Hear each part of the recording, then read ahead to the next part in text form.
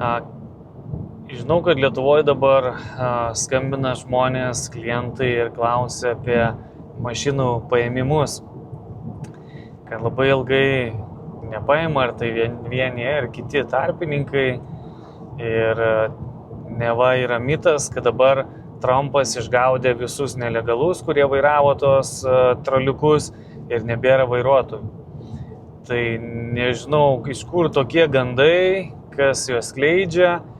Ir iš tikrųjų jokio trūkumo vairuotojų nėra Amerikoje, visos mašinos kaip seniau ėmėm, taip ir imam visą laiką, niekas absoliučiai nepasikeitė. Tik yra tokių vietų, kur, sakykime, yra sunkiau paimti iš vienų negu iš kitų. Yra tokių vietų kaip Vajomingai, Montanos, Jutos, Arizonos, Oregonai. Yra tokių vietų, kur tikrai yra sudėtinga paimti, tada aš sutinku.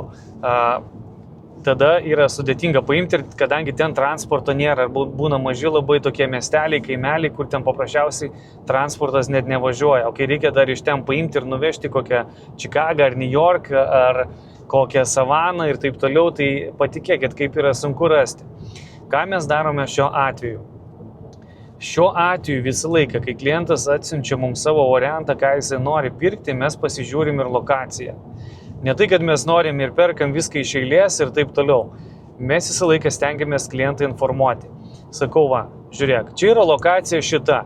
Mes galime pirkti automobilį, bet tu žinok, kad jeigu nerasime transporto arba jo nebus, tai žinok, kad bus prastovas, reikės kažkiek tai sumokėti prastovų.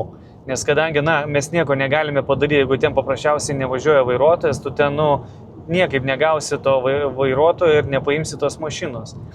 Gerai, klientas sako, sutinkam, valio, tada imam, perkam tą variantą, jam patinkantį ir viskas. Kartais reikia palaukti, yra buvę kartais ir savaitę, o kartais būdavo, kad ir keletą dienų, o kartais, kaip tu galvoji, kad labai sunku bus paimti, tai čia nežinosi irgi, tai būdavo, kad paimdavom laiku. Bet mes visą laiką stengiamės pasakyti, kad klientas žinotų, kas jo laukia. Kad nebūtų, kad mes nupirkom, nieko nesakėm ir po to gavo $100 ar $200 už prastovas. Tai mes to tikrai nedarom, mes klientas supažindinam iš karto, kad jisai žinotų, o po to jau jisai sprendžia, ar jisai nori ar ne.